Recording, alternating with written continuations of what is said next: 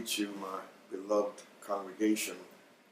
And as you can see, I am not in the pulpit of Monumental Baptist Church wearing my robe.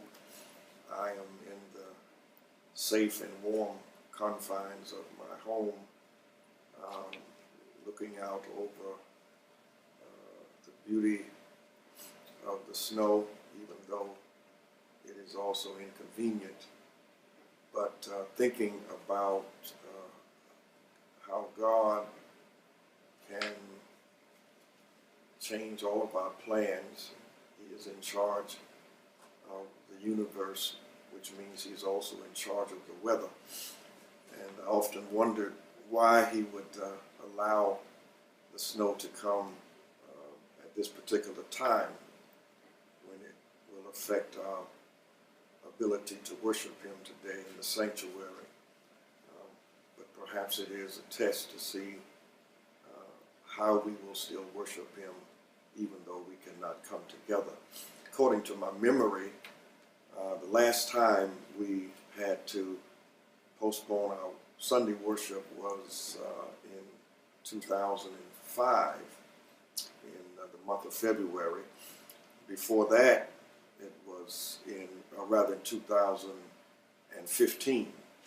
Before that, it was in the year 2005, in the month of January, which means that in the 29 years that I have been with you, this may be only about the third time that we, along with other churches, have had to postpone our service for the safety and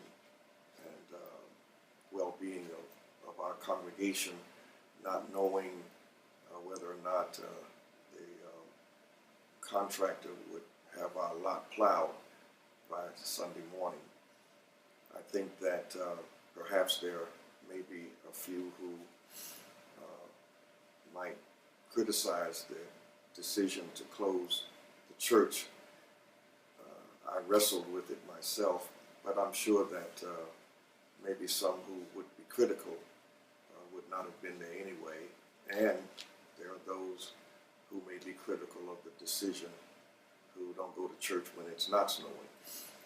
And so I think the larger question is not whether or not we will have service in weather like this, but the larger question is what will we do if we don't have service? I think it is an opportunity for us in the safety and warmth of our own homes to find ways to worship God anyway.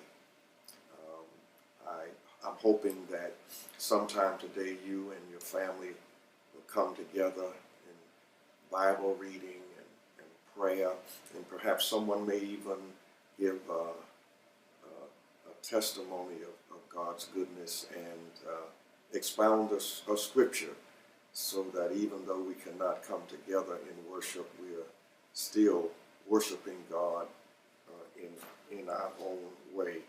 God has a way of letting us know who's in charge, and the temptation today is not to, in the words of the psalmist, be still and know that I am God. In other words, how can we appreciate what God has done and how God has His own way of just bringing everything to a halt when He gets ready. And so the airports are shut down, transportation is shut down, people are encouraged not to leave their homes, to find ways to just be still and reflect upon God's goodness, and reflect upon our own time and how crowded we are in terms of what we do in the busyness of life.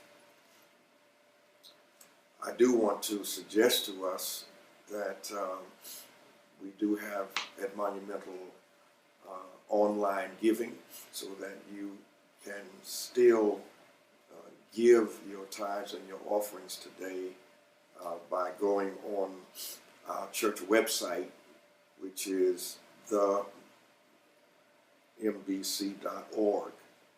And once you get on the website, you will be directed to how you can pay your tithes and your offerings. Also want to remind us that although we're not having worship today, I have rescheduled worship for this coming Wednesday at 7 o'clock. Our worship on Wednesday will be abbreviated, but we will still have our choir singing, and I will, God willing, preach the final sermon in the series of sermons entitled God's Building Under Construction. Hope that you will join us on this coming Wednesday at 7 o'clock. May the Lord bless you today and during this time of challenge and struggle. And remember that in spite of it, we're still highly blessed by God. We have life, we have the gifts of family and friends, and the gift of reflecting upon his goodness on a day like this. He is still God today as he is any other day. Hope to see you soon.